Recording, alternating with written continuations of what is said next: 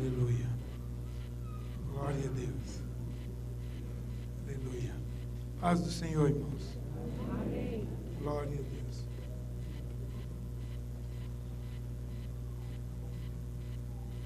Glória a Jesus. Aleluia. Louvado seja o nome santo do Senhor. Nós vamos ler a palavra do Senhor nesta noite, aqui no Evangelho de Lucas, capítulo 1, a partir do versículo 26. Essa semana tivemos aí um dia festivo, um dia de feriado, que é chamado também o Dia das Crianças. E nós precisamos muito orar pelas crianças, porque as crianças, nossas crianças do Brasil, estão sendo assaltadas por um espírito de erotização, né? E nós precisamos orar pelas nossas crianças e cuidar bem das nossas crianças. Hoje é dia do professor, é verdade. Eu já até recebi um recadinho lá e tal. Quase que eu acreditei que eu sou mesmo professor. Quase. Bom, e também essa semana, no dia 12 de outubro, eles fazem uma festança, dizendo que é o dia da padroeira do Brasil. E muito também por esta causa, vamos, nesta noite, fazer uma rápida biografia da verdadeira Maria, a mãe do Senhor Jesus. Mas a história dessa lá do Guaratinguetá, ali do Aparecido do Norte, é uma história até pitoresca. Foi numa época que o Brasil era muito diferente de hoje. Naquela época tinha muita corrupção. Aqui. Muito diferente de hoje. Havia muitos políticos corruptos. Vocês estão rindo de quê? Agora não tem, né? Agora, naquela época tinha. Agora não. Então, havia muita corrupção e o rei de Portugal, Dom João V, resolveu substituir o governador da província, da capitania de São Paulo e de Minas Gerais, que eram duas capitanias naquela época. Os bandeirantes estavam fracassando, as esmeraldas não tinham sido encontradas no interior de São Paulo, mas o ouro tinha sido encontrado no interior de Minas Gerais, e estava havendo muito roubo de ouro, e o governador não estava cuidando bem das duas províncias. O imperador Dom João V mandou o conde de Assumar para o Brasil, para assumir o lugar do outro que estava se corrompendo. E quando ele chegou aqui no Brasil, ele deu a notícia que ele ia fazer uma viagem pelo interior de São Paulo e também de Minas Gerais. Quem escreveu essa história foi o Dr. Aníbal Pereira dos Reis, um paulista, né? Da igreja, foi missionário da Igreja Batista, já falecido agora, acho que ele morreu já tem alguns anos que ele foi morar com Jesus, né? E ele é ex-padre de Guaratinguetá, escreveu essa história, e até hoje não foi contestada porque é verdadeira. Então, o nome do livro dele é A Senhora Aparecida. Se você entrar na internet, talvez você encontre em PDF, é bem provável. Eu tenho o livro que eu comprei em 1970 e alguma coisa. Eu estive pessoalmente com ele, né? E então, o imperador de Portugal, Dom João V, pai do Dom João VI, avô do Dom Pedro, né? Ele mandou o conde de Assumar para assumir as províncias de São Paulo e Minas Gerais. E ele veio e assumiu. Então ele avisou que ia fazer uma viagem para o interior de São Paulo e Minas Gerais, para pôr em ordem os problemas da corrupção nas duas províncias. E havia em Guaratinguetá um padre chamado Padre Vilela. E esse Padre Vilela, ele tinha um sonho de ser bispo. E naquela época quem nomeava o bispo era o imperador. Então esse padre concluiu que ele poderia fazer uma festa e com isso chamar a atenção do então governador, que uma vez lá em Portugal poderia levar o nome dele para o imperador, para que pudesse então eventualmente nomeá-lo a bispo. E como a cidade, a Câmara da cidade fez uma festa para receber o governador, uma grande festa, ele tomou a decisão de fazer um banquete com as iguarias do rio Paraíba do Sul. Os peixes, naquela época o rio era muito piscoso, né? Agora não dá nem caranguejo, mas naquela época dava muito peixe. Aquele rio agora está completamente contaminado, né? Mas naquela época não estava. E assim ele promoveu essa festa e chamou 3 pescadores e levou para, eu estou resumindo bem, né? E mandou pescar no Paraíba do Sul, no Porto de Itaguaçu, bem próximo da vilinha de Guaratinguetá na época. E quando os pescadores foram pescar, ele baixou uma ordem: se vocês pesquem na Praia dos Coqueiros, no Poço de Itaguaçu. E eles disseram: mas lá não tem peixe. Ele disse: mas vocês vão começar pescando lá. E eles obedientemente foram pescar. E no começo da pescaria, evidentemente, não pegaram nada, porque aqui no porto não tem peixe, porque tem muito barulho de gente para lá e para cá toda hora, barco que chega, barco que sai. Tem lá uns peixinhos desse tamanho comendo as migalhas que caem por ali, mas peixe bom de corte não tem. E assim eles foram pescar no Porto de Itaguaçu. E lá no Porto de Itaguaçu eles pescaram uma imagem de terracota de 36 centímetros, que é hoje Aparecida do Norte. A Senhora Aparecida, né? E então esta imagem foi agora contemplada como um achado milagroso. E então no dia que o Conde de Assumar ia chegar na cidade, é que foi encontrada a estatueta. E então fizeram, além da festa, além do banquete, uma grande procissão, um grande movimento para fazer conhecido e notório a aparição da Senhora Virgem em Guaratinguetá. E aí a história começou. Foi em 1717, já tem agora 300 anos. E por muito tempo não houve muita atenção, mas depois de 100 anos ela começou a se tornar conhecida e famosa no mundo inteiro. E aí as razões eu nem vou falar porque não dá tempo. Mas o fato é que o Conde de Assumar passou pela cidade, comeu o peixe, recebeu as homenagens e nunca mais se lembrou do Padre Vilela, e ele morreu sem ser bispo. Então ele não conseguiu o intento de ser bispo, mas conseguiu fazer a façanha de ter hoje uma idolatria terrível, que se arvora como querendo ser nomeado padroeira do Brasil. Pode ser padroeira de alguns, mas de brasileiro, mas minha não é. Não porque eu tenho algum problema com isso, mas porque não é verdade, é uma falsa, né? A Senhora Aparecida não é verdadeira, é uma invenção do homem. Infelizmente está aí para fazer um pouco de barulho. Mas não tem problema, nós não jogamos pedra nem falamos mal. Nós só dizemos que Jesus é o Salvador. É isso que nós temos que fazer. Mas, então, a critério disso, vamos ler a palavra do Senhor em Lucas, capítulo 1, versículo 26, em diante, e vamos falar um pouco sobre a verdadeira Virgem Maria, né? Hoje é um dia que nós vamos gastar com isso, porque alguns cristãos protestantes ou evangélicos, talvez alguns de vocês nunca tinham ouvido essa história que eu acabei de contar aqui assim, em resumo e bem rapidinho. Mas se você quiser, pode eventualmente, talvez no sebo, ou não sei se tem em alguma livraria, este livro. O nome do livro é A Senhora Aparecida, não dá para esquecer. Ou eventualmente na internet pode até encontrar em PDF.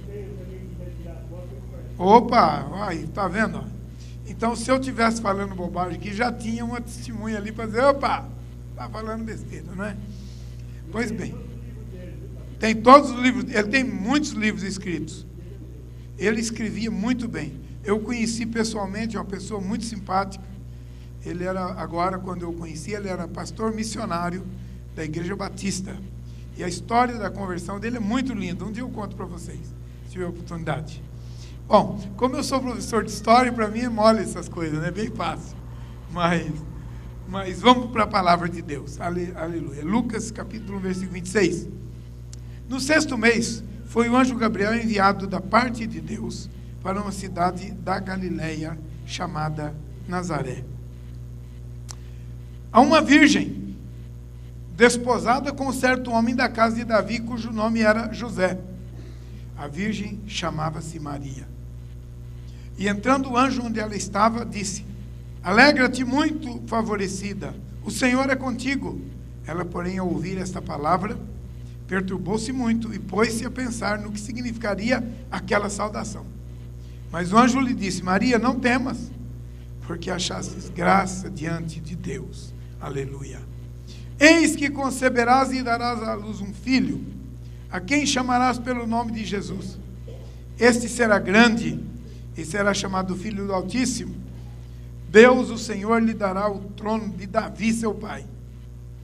Ele reinará para sempre sobre a casa de Jacó, e o seu reinado não terá fim. Aleluia.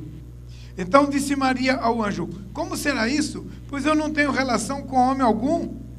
Respondeu-lhe o anjo: descerá sobre ti o Espírito Santo, e o poder do Altíssimo te envolverá com a sua sombra. E por isso também o ente santo que há de nascer será chamado Filho de Deus. E Isabel, sua parenta, igualmente concebeu um filho na sua velhice, sendo já este o 6º mês para aquela que dizem ser estéril. É bom a gente dar uma paradinha aqui só para falar uma coisa, né? Eles não tinham WhatsApp. Por isso a Maria talvez nem estivesse sabendo da gravidez da prima. E aí ficou sabendo pelo aviso do anjo. Agora fica mais fácil com o WhatsApp, né? Mas não tinha, naquela época não tinha WhatsApp. Isabel, tua parente, igualmente concebeu um filho na sua velhice, sendo este já o 6º mês para aquela que dizem ser estéril. Porque para Deus não haverá impossíveis em todas as suas promessas. Então disse Maria: aqui está a serva do Senhor, que se cumpra em mim conforme a tua palavra. E o anjo se ausentou dela. Aleluia. Naqueles dias, dispondo-se Maria, foi apressadamente para a região montanhosa, a uma cidade de Judá. E entrou na casa de Zacarias e saudou Isabel. Ouvindo esta a saudação de Maria, a criança lhe estremeceu no ventre. Então Isabel ficou possuída do Espírito Santo e exclamou em alta voz: bendita és tu entre as mulheres, e bendito o fruto do teu ventre.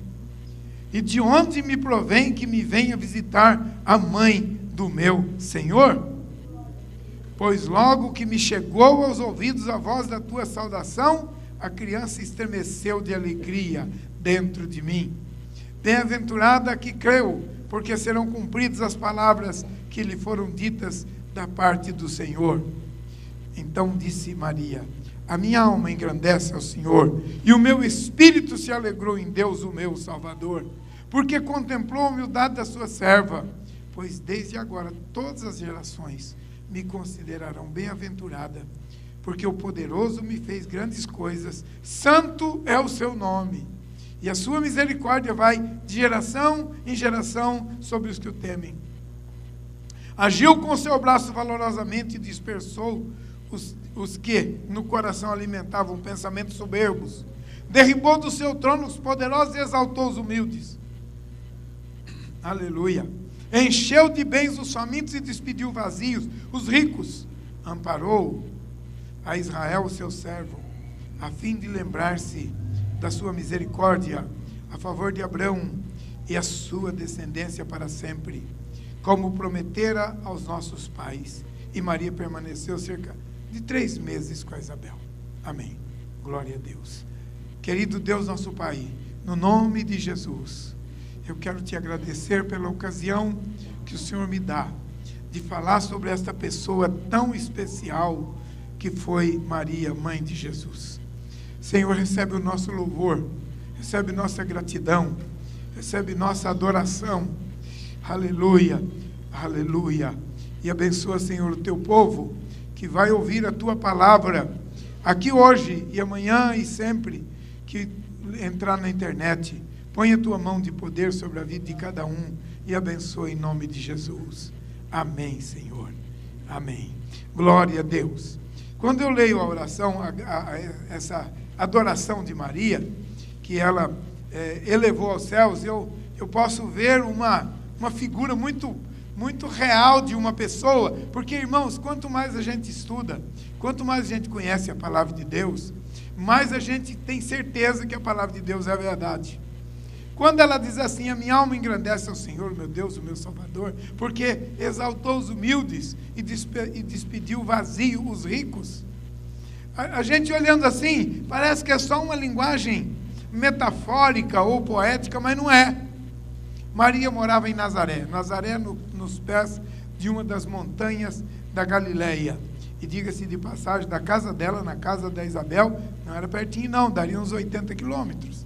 A Isabel estava na Galileia, na Judéia, cá no sul, e Maria estava lá em Nazaré, lá na Galileia, outra província, sob o poder de Herodes, o filho do grande Herodes, enquanto Isabel estava aqui, sob o poder de Pôncio Pilatos. Pois bem, províncias diferentes, era longe, uns 80 quilômetros provavelmente.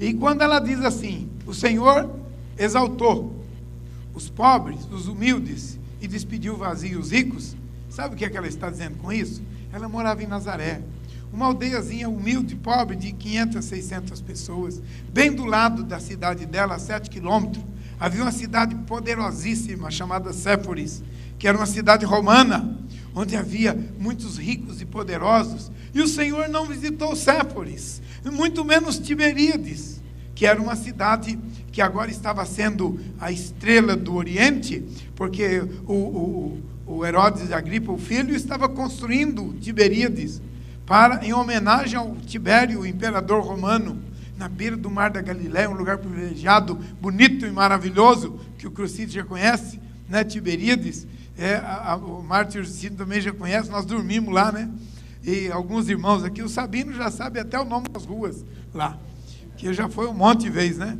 Então, essa cidade é uma cidade muito bonita, até hoje é uma cidade grande. Séforis, que já não existe mais, naquela época era uma cidade muito bonita, nas montanhas da Galileia, e estava do lado de Nazaré.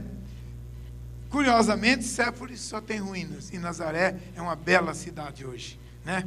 É uma bela cidade. Daqui a uns 20 dias, se Deus quiser, eu vou estar lá mais uma vez, em Nazaré. Então, esta palavra de Maria, adorando a Deus, porque despediu os vazios, os ricos, e exaltou o pobre, é isso. Ele visitou a minha aldeia, ele visitou a minha vila, o meu bairro, vamos dizer assim, a minha favela.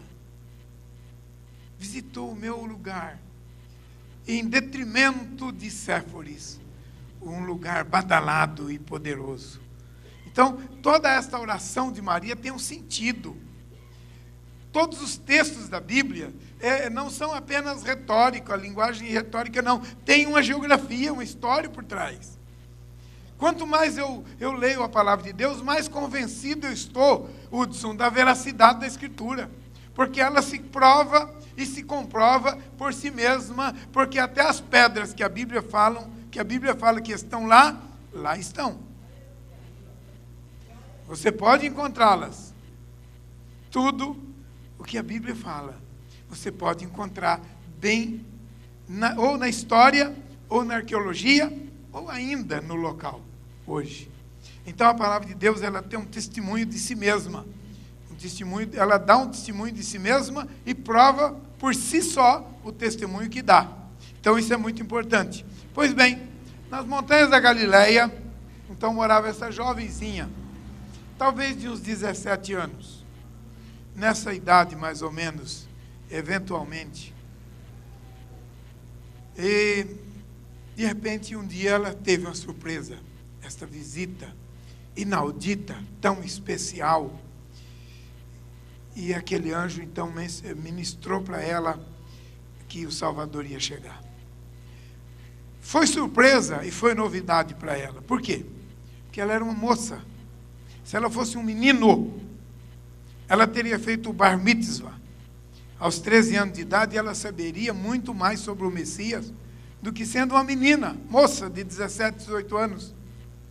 elas não tinham obrigação e nem eram muito apoiadas para estudar, para ser letradas. Elas eram pessoas mais da família, mais do lar. Jesus verdadeiramente resgatou as mulheres. Irmãs, quando a gente lê a Bíblia, a gente olha e vê como Jesus mudou a coisa. Sabe, as mulheres, elas não tinham representação social nenhuma, até que Jesus chegou. E quando ele chegou, mudou tudo. Quando ele ressuscitou, a primeira pessoa para quem ele se apresentou já ressuscitado, redivivo, foi para uma mulher que se chamava Maria de Magdala, Maria Madalena. Então Jesus emancipou a mulher. Jesus emancipou a mulher. A mulher passou a ser uma pessoa notável depois que Jesus esteve aqui. Então as mulheres adorem ao Senhor. Porque o Senhor Jesus fez grandes coisas por nós, mas especialmente pelas mulheres. Aleluia. Ele sempre cuidou do mais fraco. E a mulher era muito mais fraca até que ele chegou aqui. Depois que ele chegou aqui, a mulher se tornou bem mais forte. Diga-se de passagem. Bom, mas agora o anjo estava se apresentando lá nas montanhas da Galileia para uma jovenzinha de 17, 18 anos, dizendo para ela que ela era bem-aventurada, porque o Senhor havia escolhido para ser a mãe do Salvador. Nós encontramos na Bíblia, em alguns lugares, eu peguei aqui os 4 evangelistas, Marcos, na ordem que foi escrito, Marcos, depois Lucas, depois Mateus e depois João. E dei uma olhada para ver o que cada um falava sobre a Virgem Maria, sobre a mãe de Jesus. E fala bastante coisa. Daria para pregar uma série de sermões aqui de pelo menos um mês, uns 4 domingos. Vamos só hoje falar sobre isso. Então Marcos, ou melhor, a menção mais direta do Velho Testamento sobre a pessoa da Virgem Maria está em Isaías, capítulo 7, versículo 14, que fala sobre isso. A Virgem conceberá e dará à luz um filho. Depois vem um dos profetas menores dizendo: de tu, Belém Efrata, não é a menor das vilas, porque ainda que é pequena, você vai ser muito bem, a palavra seria essa, muito bem remunerada, muito bem paga, porque de ti virá o Salvador. E não de Nazaré, mas de Belém, porque Maria haveria de ir a Belém, e lá haveria de dar a luz ao Salvador, por causa do recenseamento feito, que também tem testemunho histórico do recenseamento, né? Otaviano fez esse recenseamento, 4 anos antes de Cristo, portanto nós sabemos que Jesus, e eu e você, somos mais velhos pelo menos 4 anos, do que nós, na verdade, estamos aí no nosso calendário. Agora, nós não estaríamos no ano 2017. Nós estaríamos no ano 2022. Vocês sabiam disso? Porque pela genealogia e pelas ordens numéricas da época, Jesus nasceu 4 ou 5 anos depois do que realmente está no nosso calendário. Nosso calendário tem um erro de 4 ou 5 anos. Pois bem, mas isso não é o caso de hoje, né? Isso é outro assunto. O fato é que o Velho Testamento narra várias vezes essa profecia do Salvador e da Virgem que daria à luz um filho. Mas o mais notável é Isaías capítulo 7, versículo 14. A Virgem conceberá e dará à luz um filho, e ele se chamará Emanuel, que quer dizer Deus conosco. Aleluia. Esse é o texto mais direto. Marcos faz pelo menos 2 importantes menções sobre Maria, a mãe de Jesus. Marcos 30, 20 a 21, está aí no seu boletim, você pode pegar e olhar depois, em casa. Marcos 3, 20 a 21 e 31, 35, a família de Jesus. A família de Jesus está assustada nesse texto e quer prendê-lo. Porque Jesus, de repente, deixou tudo. Deixou o martelo da carpintaria, deixou o serrote, deixou tudo e foi embora. E de repente ele aparece lá em Cafarnaum, na Galileia, curando enfermos, expulsando demônios, e a multidão se juntando ao redor dele, os filhos de Maria, os irmãos de Jesus. Ele tinha irmãos de carne e osso, a Bíblia fala sobre eles, né? Pelo menos 5 pessoas, irmãos, ele teve entre irmãos e irmãs. E estavam lá, com Maria, buscando Jesus, porque queriam levá-lo.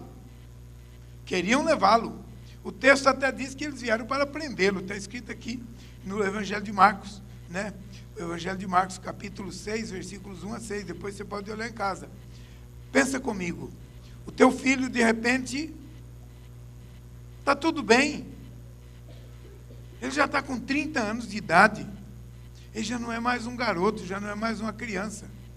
Aos 30 anos, dá uma doida nele, e ele sai e começa a fazer prodígios e maravilhas. E a multidão começa a acompanhá-lo, e ele está falando muito poderosamente. E ele está dando instruções de um grande rabino.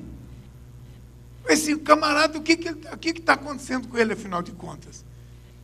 Será uma mediunidade? O que ele tem? Maria sabia.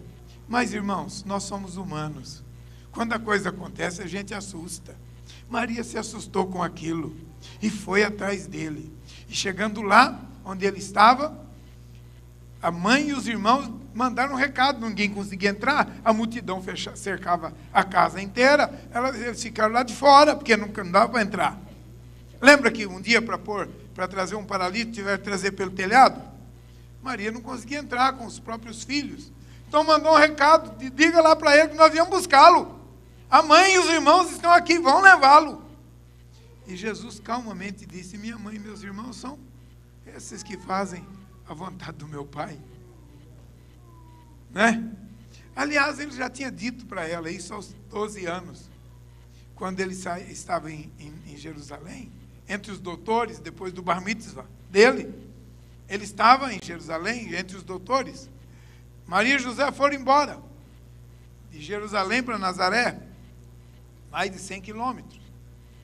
Terceiro dia de viagem, descobriram que ele não estava no grupo das crianças. Não tinha o irmão Nilson lá para cuidar, né? Então, não sabia onde é que ele estava. Se o Nilson estivesse lá, não tinha perdido. Porque era só ver o Nilson correndo atrás das crianças e as crianças correndo atrás dele, que sabiam onde é que estava. Não é verdade? Pois bem, mas voltaram a Jerusalém, encontraram Jesus entre os doutores, e quando o repreenderam, ele disse assim, eu estava cuidando dos negócios do meu pai, com 12 anos. Eu estava cuidando dos negócios do meu pai. O José deve ter olhado para ele e disse, mas rapaz, que negócio é esse? Eles não podiam entender tudo, porque eles sabiam do assunto, mas ele tinha o assunto. Ele era o protagonista do assunto. Então estava nele, já no coração dele, desde a sua mais tenra infância. Pois bem, então, agora aos 30 anos, ele vai para Cafarnaum, e a mãe vai atrás, e os irmãos vão atrás, chega lá, não conseguem trazê-lo de volta. Era um caso, entre aspas, um caso perdido.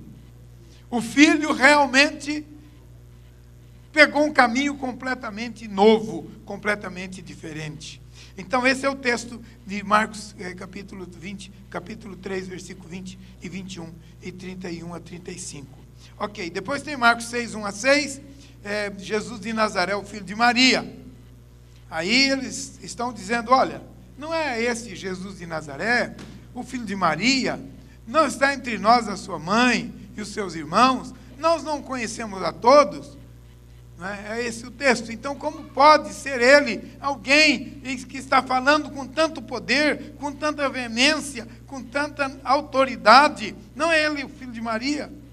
Esses são os textos de Marcos. Mateus, que é o evangelho judaico, ele diz que Jesus veio assim como fora dito pelos profetas. Esse evangelho é um evangelho de muita autoridade. O evangelho de Mateus é o evangelho de maior autoridade no Novo Testamento. Por quê? Porque quando ele fala alguma coisa, ele comprova com as profecias do Velho Testamento. Isso aconteceu para que se cumprisse o que foi dito pelo profeta tal. E ele conta a história de Jesus, e conta a história de Maria, conta a história da encarnação do Verbo, e conta a história do nascimento, com genealogia e tudo, dando os fatos e mencionando os profetas que profetizaram sobre o tema no Velho Testamento. Então, Mateus é o evangelho de maior autoridade no Novo Testamento. E ele também fala alguma coisa.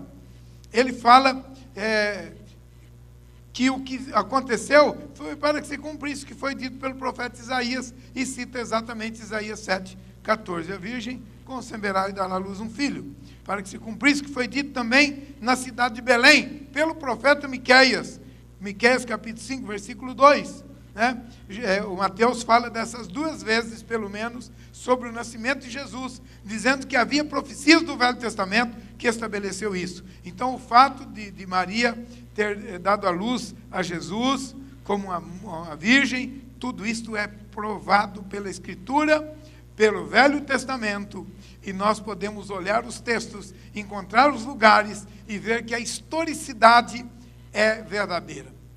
Então você não precisa ter dúvidas nenhuma, porque o lugar está lá, as provas existem e as profecias do Velho Testamento também. Os judeus não aceitam o Novo Testamento, só os escritos do Velho.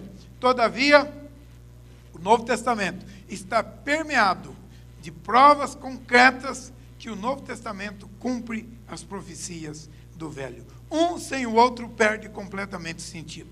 Pois bem, mas vamos adiante mais um pouquinho aqui. Nós chegamos então em João. E o João é o apóstolo do amor, né? Ou aquele que falava de coração para coração. Ele encontra Maria no ministério de Jesus pelo menos 3 vezes. Na encarnação do Verbo, João capítulo 1, versículo 14, nas bodas de Caná da Galileia, onde Jesus fez o primeiro milagre, e depois na própria morte de Jesus, no capítulo 19 de João, versículos 25 a 27. Aliás, diga-se de passagem, João foi o único dos discípulos que permaneceu ao pé da cruz, ao lado de Maria, até a hora que Jesus deu o último, respirou pela última vez. E antes de dar o último suspiro, ele disse: Maria, eis aí o teu filho. João, eis aí a tua mãe. E nós encontramos na arqueologia de Éfeso a história do apóstolo João e também os vestígios de Maria que esteve em Éfeso. Então, lá em Jerusalém tem uma igreja bonita, dizem que é a igreja da Dormition, onde a Maria esteve morta por muitos anos, e depois de lá ela ressuscitou e subiu para o céu em corpo e etc e tal, mas Maria morreu em Éfeso, muito longe de lá na Turquia, nada a ver com Jerusalém, nada a ver com nada. O João foi o apóstolo que foi para a Turquia, ele era, Apocalipse comprova isso, ele era o bispo das 7 igrejas do Apocalipse. Aparece em Apocalipse capítulo 1, 2 e 3, né? E ele levou Maria consigo para Éfeso. E ela morreu na companhia do apóstolo. E foi o único apóstolo que ficou vivo, e até morrer por morte natural aos 98 anos de idade. Então, esses fatos históricos têm provas sobejas, sabe? Arqueológicas, testamentais, etc. e tal. Pois bem, graças a Deus que o Evangelho tem provas. O Evangelho não é alguma coisa que alguém simplesmente inventou e escreveu, e depois não tem prova nenhuma. Não, o Evangelho tem. Nós não estamos lendo o gibi da Mônica, não. Nós estamos lendo a palavra de Deus. Amém? Aleluia, glória a Jesus. É maravilhoso quando a gente olha para a palavra de Deus e encontra a verdade. Aleluia. Conhecereis a verdade? Opa, eu gostei do coro. Vou querer ouvir mais uma vez. Conhecereis a verdade? Aleluia. Conheça a liberdade cada dia lendo a tua Bíblia, porque a verdade liberta. Quanto mais você lê, mais você aprende, mais a sua fé aumenta e mais você tem certeza da sua própria fé. Amém? Aleluia. Então vamos lá. João então fala sobre a encarnação do Filho, depois fala das bodas de Caná da Galileia, quando ele transformou água em vinho. Lá tem um episódio muito interessante, que nós vamos comentar daqui a pouco. E também na morte de Jesus, ele estava lá, João 19, 25 a 27. Por fim, Lucas, que eu deixei Lucas por último, embora ele não seja o último evangelista, mas o segundo, porque os evangelhos foram escritos na seguinte ordem: primeiro Marcos, o mais velho de todos os evangelhos é Marcos, depois Mateus, e depois Lucas, e por último João. João é o último dos evangelhos, por isso que ele escreve coisas que os outros não escreveram. Ele leu a todos, e disse, olha, não escreveram nada quase do que Jesus fez, eu vou tentar fazer alguma coisa. Fez o evangelho, 21 capítulos inteiros, e depois ele concluiu. É impossível escrever as coisas que aconteceram. Não haveria tinta e não haveria papel suficiente para registrar as coisas que ele fez. Porém, essas foram escritas para que creais que Jesus é o Cristo, o Filho de Deus, e para que, crendo, tenhais vida em seu nome. Essa é a conclusão de João, né? Aleluia. Minha memória hoje está até boa, sabe? Estou lembrando das coisas. Hoje eu estou lembrando das coisas. Pois bem, aleluia. Glória a Deus. Então, olhando para Lucas, nós vemos algumas coisas interessantes sobre essa jovem de Nazaré. A primeira coisa que eu quero destacar com vocês é que a Maria acolheu a palavra de Deus, que veio ministrada através do anjo Gabriel. Ela acolheu com fé. Ela acolheu com fé. Ela é a bem-aventurada porque ela tinha um atributo necessário, que sem ele você não consegue agradar a Deus. A Bíblia diz, é impossível que os que se aproximam do Senhor saibam que Ele existe e que é galardoador dos que o temem. Porque sem fé é impossível agradar a Deus. Então, se nós não exercitarmos a nossa fé, nós não vamos agradar a Deus. Maria passou no teste. Ela creu no Senhor. Pensa comigo um minuto. Uma jovenzinha virgem, e naquela época, uma moça que ficasse grávida dentro de casa, teria que ser apedrejada. Teria que ser morta. Apedrejada. Ela não poderia se engravidar sem casar. E quando o anjo disse para ela que ela daria à luz um filho, e ele seria o ente santo que dela viria, seria pelo Espírito Santo de Deus, ela não pensou duas vezes, ela disse, aqui está a tua serva, Senhor. Faz o que lhe apraz. Sabe o que ela estava dizendo com isso? Provavelmente eu vou ser apedrejada. Provavelmente o meu futuro acabou. Ela poderia ter sido morta consequentemente. E quando o noivo ficou sabendo, o noivo resolveu abandoná-la. Seria uma vergonha para ele receber uma moça grávida que não era filho, cujo filho não era dele. Se fosse dele, ele teria sérios problemas. Mas não sendo dele, ele perderia completamente a sua moral. Ele não teria os privilégios de um judeu normal, porque se casou com uma prostituta. E o José falou, não vou. Ele a amava, né? E ele disse, eu não vou criar um problema para ela. Eu não sei o que aconteceu com ela, mas eu vou deixá-la secretamente. Talvez ele tenha pensado, eu vou embora para bem longe, para não ver o que vai acontecer com ela. Eu vou deixar tudo, eu vou embora de Nazaré. E diga-se de passagem, ambos eram gente humilde, gente pobre, gente que não teria muito o que fazer em outro lugar, que não teria muitas regalias em outro canto. Ele não ia simplesmente pegar o Waze e colocar no celular de última geração, entrar num carro todo automático, fechar os vidros, ligar o ar-condicionado e pegar Castelo Branco. Não, ele não ia fazer isso. Ele ia sair a pé, sem dinheiro, sem rumo, sem nada. Mas ele decidiu, eu vou embora. Eu vou deixar ela. Eu não vou ficar com ela. Eu não vou aguentar essa vergonha. Mas eu a amo e eu também não quero fazer-lhe mal algum. Eu vou embora. E quando ele pensava isso, pensa comigo, irmão, que coisa difícil. Quando ele pensava sobre isso, numa madrugada, o Senhor lhe fala, não temas, não tenha medo, não fique apavorado, não entre em crise, não tenha uma depressão, mas receba Maria. Mas, Senhor, é tão vergonhoso. Você vai recebê-la. E ali tinha um homem de fé também. Um homem de Deus. A Maria tinha feito a escolha certa. Ela escolheu um homem de bem para casar. Não casou com qualquer vagabundo.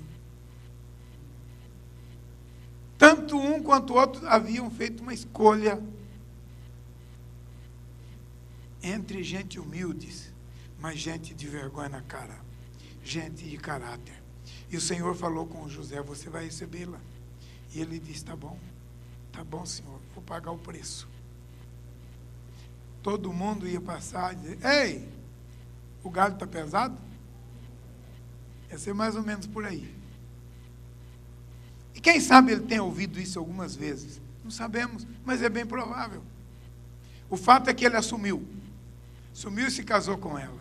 E aí o resto da peregrinação vocês já sabem.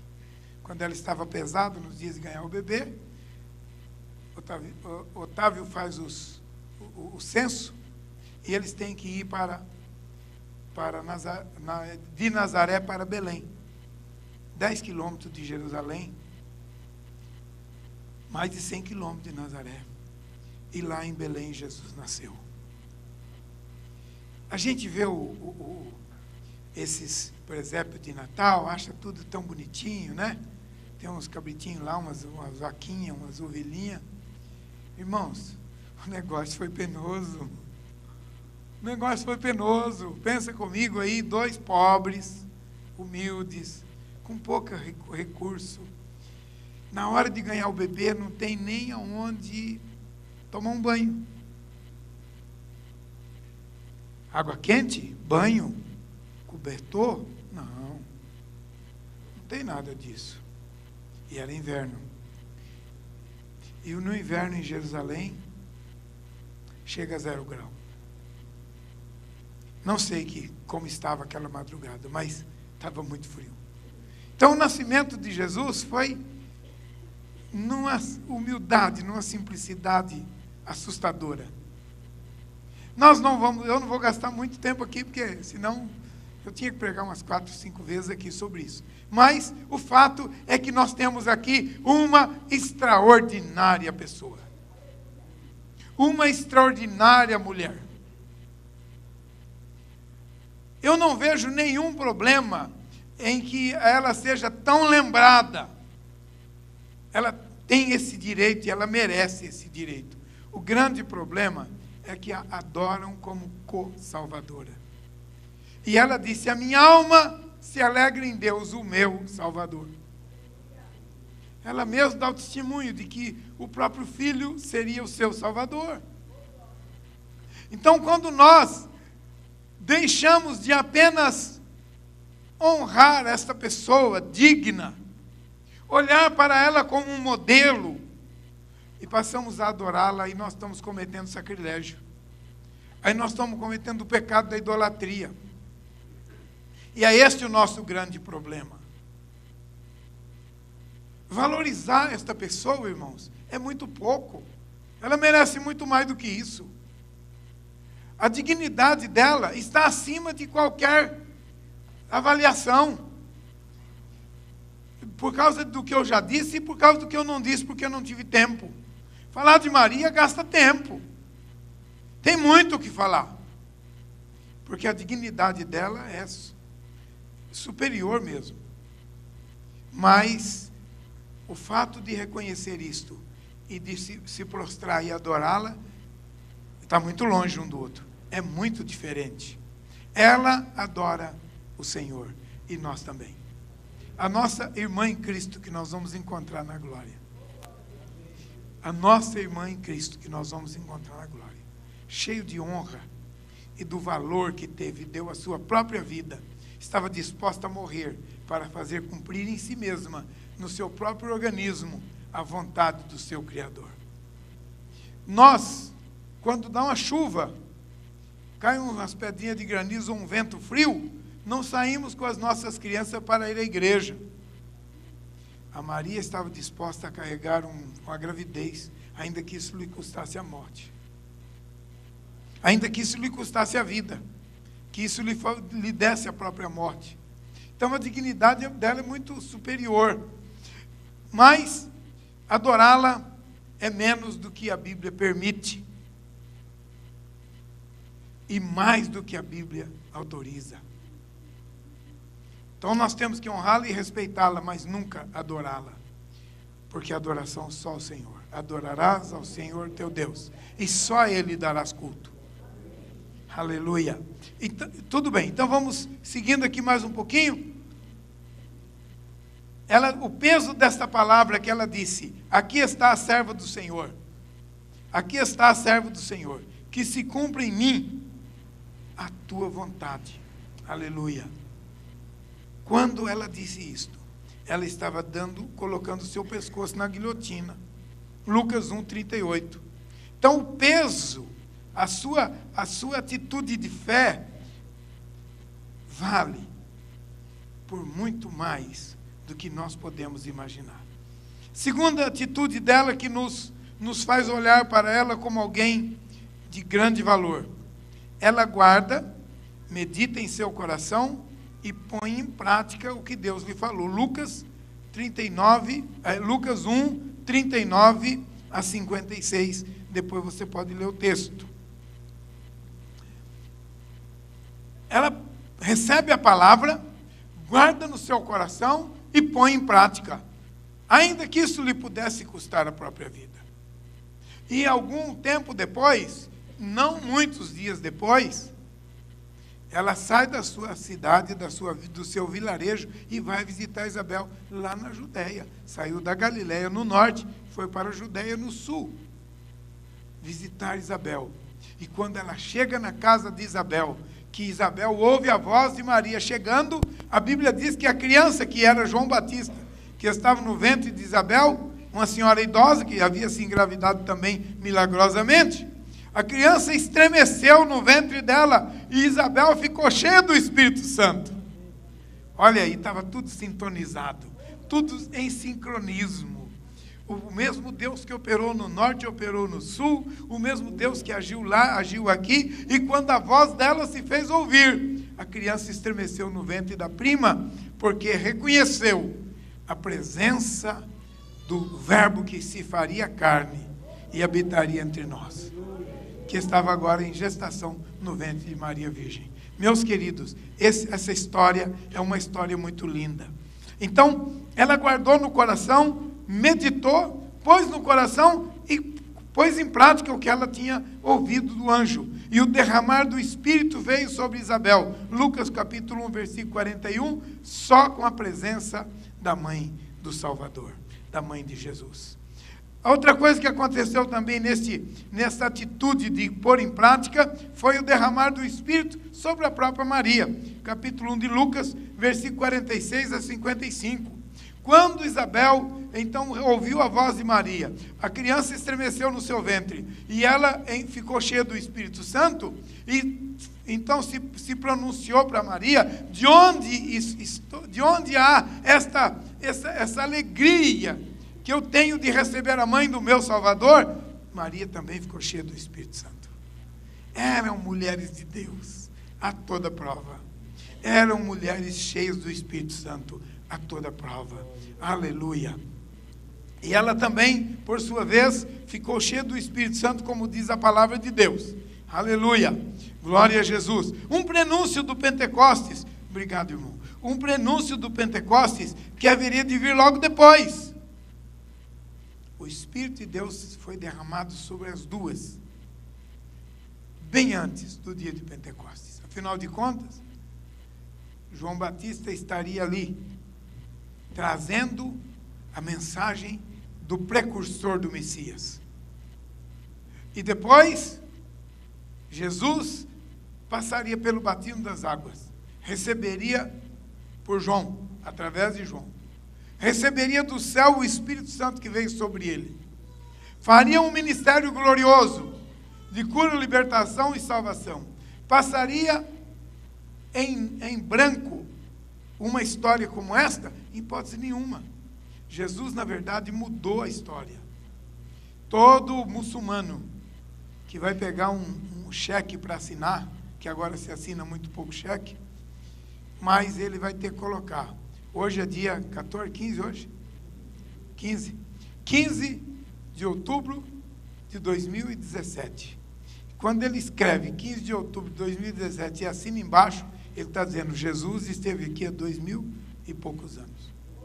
O muçulmano, o budista, não tem conversa. Qualquer um vai ter que escrever a data. Não é a data do Buda, não é a data do Krishna, não é a data do Zoroastro, não é a data de ninguém mais. É a data do Filho de Deus. Ele tem que pôr no cheque. Porque Jesus esteve aqui. E o instrumento que o trouxe aqui chamou Maria de Nazaré, a quem nós devemos honrar e respeitar e valorizar. Todavia, jamais adorar. Porque o próprio Salvador não aprovaria essa atitude e muito menos ela. Não aceitaria a adoração de ninguém. Então, irmãos, esses dias eu tenho falado sobre separando o santo do profano. E se há alguma coisa que nós podemos dizer que foi profanado, é o nome da Virgem Maria. Porque ela hoje tem centenas de facsímiles por todo o mundo. Nenhuma verdadeira. Porque a única verdadeira está no céu. Ela foi morar com o Filho Jesus, o Salvador. E nós vamos receber a volta do Senhor Jesus, vamos estar com eles na glória. Então, toda essa coisa que se faz é fantasia.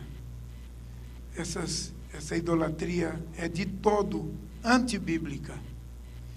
Mas ela é real, ela foi quem foi. E deve ter o nosso respeito e a nossa alegria por poder encontrar, não só com ela, mas com Zacarias, com o próprio Mateus, com Lucas, com João, com Isaías. Ah, vai ser uma festa, hein? Moisés, já pensou? Encontrar o Moisés? Oh, que coisa boa, né? E entre eles, Maria de Magdala, Maria de Nazaré, Joana, as 9 mulheres que sustentavam o ministério de Jesus, né?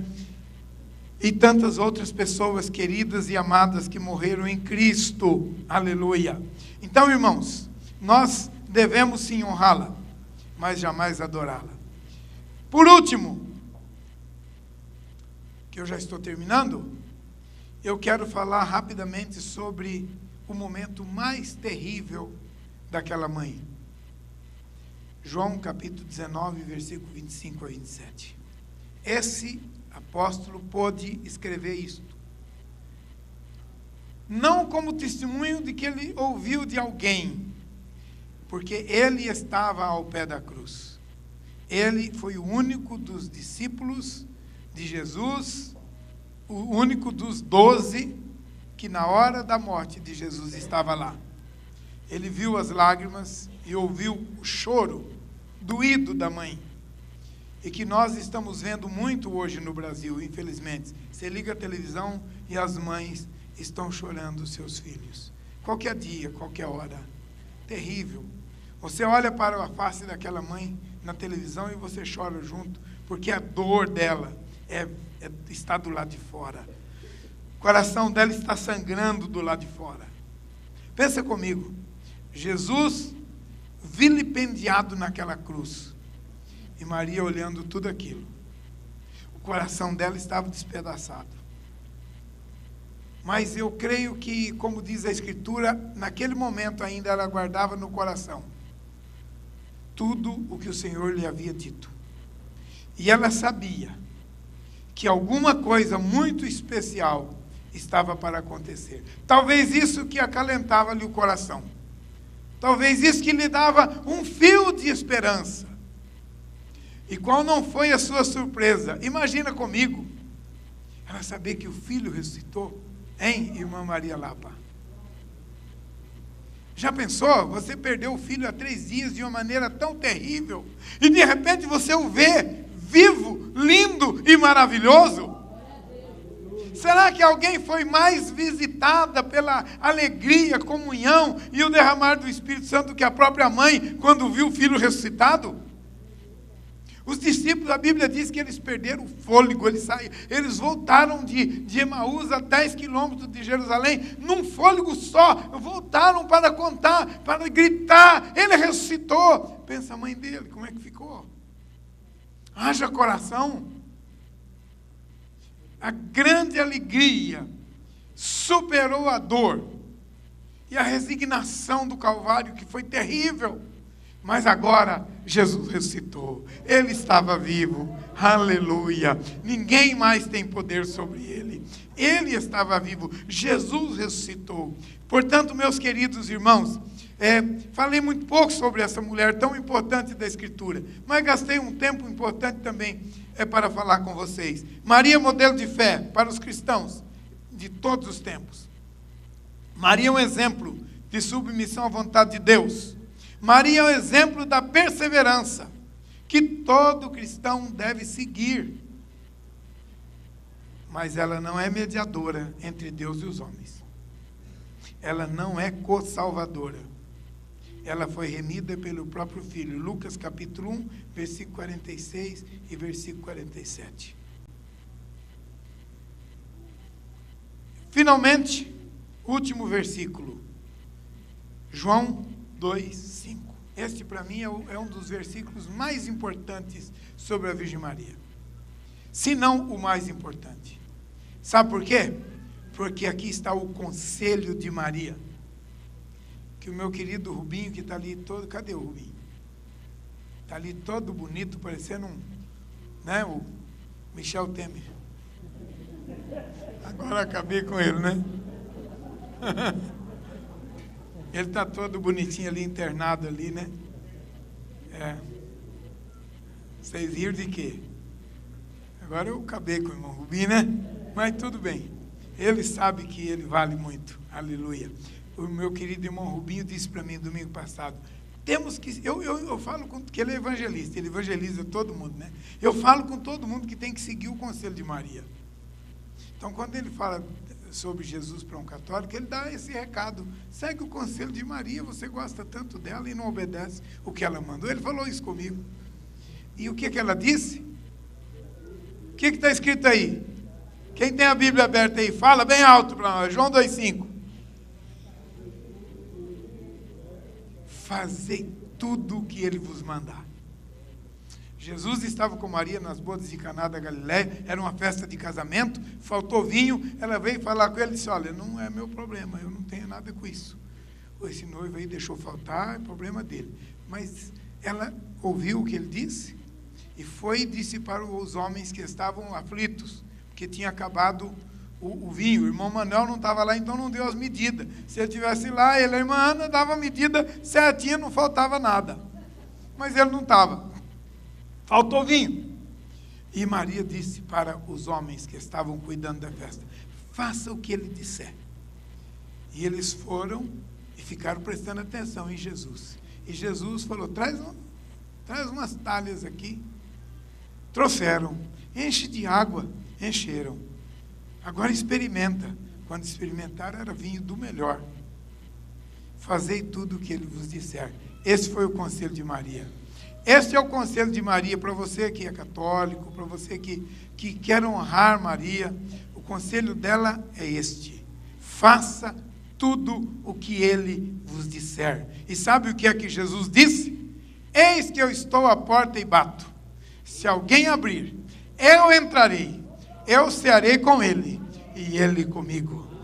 Então, nós precisamos abrir o nosso coração para Jesus, Filho de Maria, mas muito mais do que isso, Filho de Deus, o Salvador, o Redentor, o Libertador, aleluia, aquele que liberta, aquele que salva, aquele que batiza no Espírito Santo, aquele que vai voltar, aleluia, que é o Rei dos Reis, que é o Senhor dos Senhores, que esteve morto, mas reviveu, aleluia, que tem as chaves da morte e do inferno, que fecha e ninguém abre, que abre e ninguém fecha. Ele é o Salvador, Ele é o Senhor, Ele é o Redentor. E a mãe dele disse, faça tudo o que ele disser. Então vamos fazer o que ele disse, porque não só é o conselho da mãe, mas é a verdade do filho. Aleluia. Que Deus te abençoe, no nome de Jesus. Aleluia. E que esta pequena palavra possa servir para você de estímulo e de confiança na sua fé. Mas agora eu gostaria de saber se tem alguém aqui entre nós que ouviu a palavra e gostaria de abrir o seu coração e deixar Jesus entrar na sua vida e na sua história. Se tiver alguém, eu quero agora orar por você.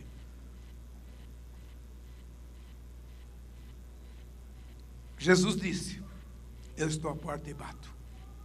E hoje, Ele bateu na porta do seu coração. Porque você ouviu a palavra de Deus. E se você já o recebeu como teu Salvador, dá glória a Deus. E se você não o recebeu ainda, receba-o agora. Como teu Senhor. Sobe aqui. Pode subir. Tem mais alguém que ainda hoje ouviu a palavra de Deus e quer receber Jesus como teu Salvador? Vem para cá, que eu quero orar com você agora, em nome do Senhor Jesus. Tem mais alguém? Mais alguém? Enquanto eu falo com ele, eu espero você. Começando. Severino, você é de onde, Severino? Eita, de que lugar de lá? Timbaúba. Timbaúba, lá em Pernambuco. E chama Severino. Então nós vamos orar por ele. Você mora onde? Agora. É mesmo? É mesmo? Mas agora, vida nova. Agora, vida nova. E não vai precisar ficar na rua, não. Está morando na rua há quanto tempo? Você saiu da cadeia em janeiro agora? Como? É? Seus pais estão vivos? É? E mora onde?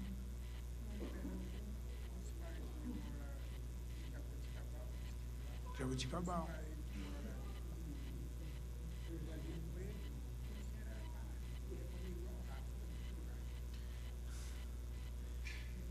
Então o Severino está falando aquilo, não está escondendo de ninguém. Esse presidiário saiu em janeiro agora?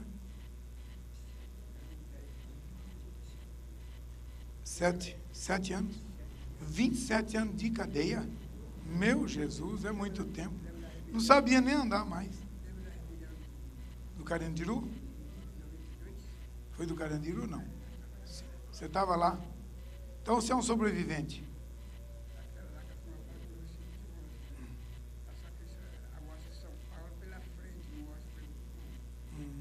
Morreu mais. Levou 8 tiros. Naquela do Carandiru? Ih, o homem é uma lenda viva. Nós vamos orar por ele agora. Mas o senhor está recebendo Jesus hoje como Salvador. Demorou, hein, cara? Teve que levar 5 tiros para poder descobrir que Jesus salva. 8? Meu Jesus. Já levou 8 tiros. Não morreu porque Jesus quer salvar ele mesmo. Meu Senhor da glória. Então vamos orar pelo Severino. Irmãos, aqui é brincadeira, não. Né? Vamos orar por ele agora, porque esse homem, Jesus quer salvar ele, porque ele não morreu ainda.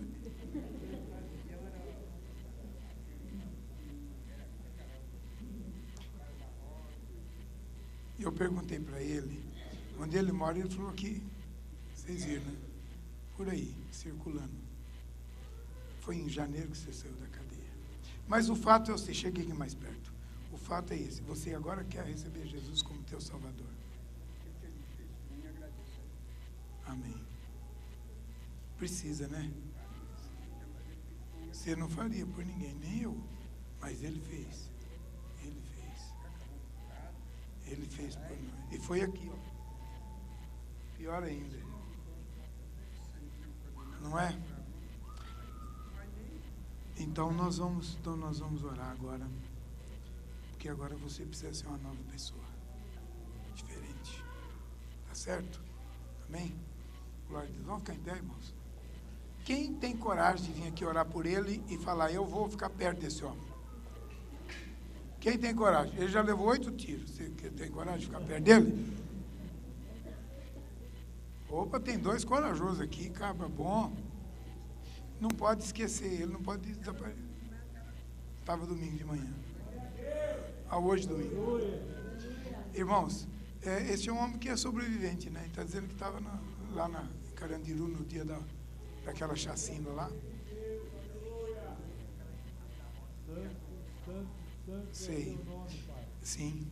Então nós vamos orar por ele agora para Jesus fazer uma obra nova na vida dele, né? Aleluia.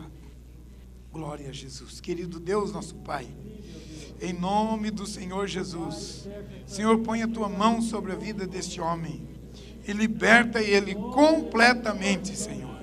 Se o Senhor poupou a vida dele até agora, é porque o Senhor tem um plano ainda na vida deste homem. Liberta ele agora, Senhor. Faz dele uma nova pessoa, uma nova vida. Dá-lhe a libertação da qual ele necessita, Senhor. E faz dele uma nova vida. Ó Deus, em nome de Jesus, derruba por terra toda influência e toda ação de Satanás, que tem procurado matar, roubar e destruir. Mas o Senhor o trouxe até aqui, porque o Senhor tem interesse na sua vida, para libertá-lo, para transformá-lo, para salvá-lo e para fazer dele uma nova criatura. Faz esta obra hoje, Pai, em nome de Jesus. Amém, Senhor. Amém, Jesus. Agora vocês dois vão conversar com ele, vão tomar todas as orientações, tá bom? Não deixar ele sair de qualquer maneira. Deus abençoe. Glória a Deus. Aleluia. Aleluia. Glória a Deus. Então, meus queridos, essas coisas acontecem, né? Mas Jesus é o Salvador. Amém? Jesus é o Salvador. Tem mais alguém que quer hoje reconciliar com o Senhor Jesus? Receber Jesus como Senhor da sua vida? Voltar para Deus? Está desviado, quer voltar? Não tem mais ninguém? Então agora nós vamos orar e vamos terminar. Tem algum aviso, algum recado? Ainda não? Não tem nenhum aviso, nenhum recado? Não, não tem. Então, graças a Deus. Eu quero agradecer a Deus pela sua vida, porque você está aqui hoje. Domingo que vem tem batismo, é isso? Domingo que vem tem batismo. Que hora vai ser o batismo? 9 horas da manhã? No horário da escola dominical. E quem vai descer as águas do batismo tem que chegar antes, é isso? Já foi organizado o horário, tudo ou não? Fizeram o quê? Hoje já fizeram. Domingo que vem, quem vai descer as águas do batismo não vai chegar 9h30, vai chegar 8h30. Ok? Que nós vamos ter uma reunião, vamos conversar e etc e tal.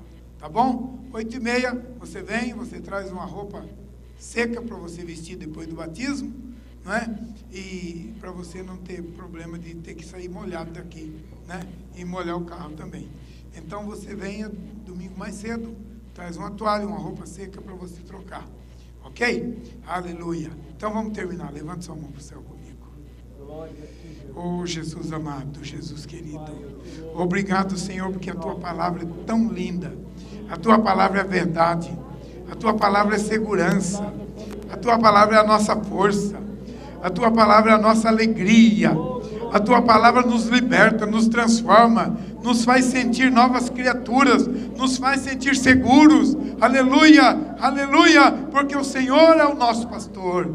Isso nos basta. Louvado seja o teu nome. Recebe nosso louvor, recebe a nossa gratidão. Aleluia, aleluia. Obrigado, Senhor, porque a tua palavra nos traz tantas verdades lindas e maravilhosas, que nos fortalecem na fé, que nos alimenta e nos sustenta. Agora despede em paz o teu povo, a tua igreja, os teus filhos, que eles sejam abençoados, poderosamente abençoados. Ó Deus, e que a vida deles seja uma vida de vitória no seu trabalho e na sua existência, em nome de Jesus. Amém, Senhor.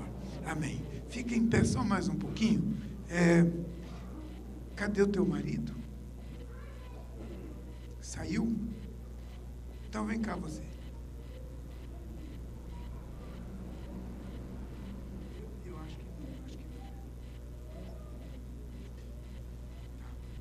O irmão Gilmar está avisando que chega aqui, que domingo não vai ter café de manhã não, que tem muita gente. Sobe aqui, irmão. Ah lá, chegou o homem. Chega aqui na frente. Esses irmãos são de Rio Pardo de Minas, não é isso? Rio Pardo de Minas. Com essa coisa mais fofa. É de Rio Pardo de Minas, esse casal. Ele é presbítero da igreja, da nossa igreja em Rio Pardo de Minas. Está aqui já há mais de um ano, né? Em fevereiro agora. Eu pensei que era fevereiro deste ano. Então, 8 meses. Ok. Eles estão aqui, eles vieram de Rio Pardo de Minas. Rio Pardo de Minas é uma igreja presbiteriana renovada que foi fundada por uma família que era presbítero meu lá em Medina, em 1979. E o filho deles é o fundador dessa igreja, o pastor Duda, pastor Zé Oswaldo. Vocês já viram ele depois que vocês estão aqui, não? Já? Aqui não. Lá em Minas. E ele não está bem de saúde, está com uns problemas sérios. E ele esse pastor, que foi o primeiro pastor lá de Rio Pardo de Minas, ele agora é pastor em Angatuba, aqui no interior de São Paulo. Então, esse casal está aqui conosco, né? E nós vamos recebê-los hoje. Amém? Porque eu estou muito feliz de ter vocês aqui com a gente. Amém? Glória a Deus. Então, vocês estão em casa agora. Tá bom? Vocês estão em casa agora. Amém? Vamos recebê-los? Seja bem-vindo em nome do Senhor Jesus. Aleluia. Quer falar? Eu cumprimento a todos com a paz do Senhor. A gente traz um abraço lá do norte de Minas, pastor Orandilson, que é nosso pastor, o presidente do presbitério também lá do norte de Minas. É muito gostoso a gente estar aqui. A gente está desde fevereiro que a gente mudou para cá, mas como eu brinquei com o pastor domingo passado, está falando com o pastor lá agora, que a nossa igreja ela tem um problema de divulgação, né? A gente tem uma dificuldade para localizar as nossas igrejas. E como nasceu a nossa pequenininha, nós chegamos em fevereiro, em março ela nasceu, então ficou bem difícil a gente poder estar vindo. Mas Deus botou no nosso coração, meu e da minha esposa, que a gente precisava voltar para casa, né? Colocou que a gente precisava vir para cá. Nós não deixamos de congregar, nós estamos congregando numa igreja lá pertinho da nossa casa, lá em Barueri, mas a gente se sente feliz de poder estar aqui, de poder estar junto dos irmãos. A palavra diz que a gente tem que estar junto com pessoas que têm a mesma fé que a gente. O pastor, semana passada, fez uma pregação muito boa sobre isso, que a gente tem que estar com aqueles que são nossos, aqueles que são de Jesus, aqueles que têm a mesma visão, o mesmo foco que a gente. E aqui a gente está se sentindo bastante à vontade. A gente se sente renovado novamente. Então, eu quero agradecer pelo carinho do pastor, pelo carinho da igreja, e conte conosco. Precisar de alguma coisa, nós estamos aí. Eu sou presbítero, ela é diaconisa da igreja também, então a gente está aqui para fazer a vontade de Deus. Amém? Agradeço demais o carinho de vocês. Obrigado, pastor. E eu estou sabendo que ela é especialista em departamento infantil. Eu já estou sabendo. Bom, então agora você já conhece o casal. Eles precisam receber aqui pelo menos 200 abraços. Eu tenho certeza que o meu querido irmão Rubim, com toda a elegância que ele tem, vai dar um abraço no casal também, né? Aleluia. Vamos orar por eles, aproveitar e recebê-los aqui. Tem o Caleb. Ele está lá em cima, tem mais um bebê. Ele tem quantos anos? 6 anos. E essa é animada, hein? Essa é pentecostal mesmo. Aleluia. Então vamos orar ao Senhor agradecendo pela vida do casal, né? Glória a Deus. Querido Deus, nosso Pai, nós te adoramos em nome de Jesus, porque eles encontraram a nossa casa, Senhor. E nós estamos felizes com isso, Pai. Agora abençoa a vida desse casal, que eles possam, entre nós, ser uma bênção para as nossas vidas. E nós possamos ser uma bênção para a vida deles e para a vida de todos aqueles que estão chegando aqui. Que a tua boa mão seja conosco e que nós sejamos uma família da fé, abençoados e unidos em nome de Jesus. Recebe nosso louvor, Pai. E agora que a graça do nosso Deus, o amor de Jesus, o nosso Salvador, as consolações e a comunhão do Espírito Santo seja com todo o povo de Deus agora e sempre. Amém, Jesus. Amém. Aí dá um abraço no seu irmão. Está encerrado em nome de Jesus.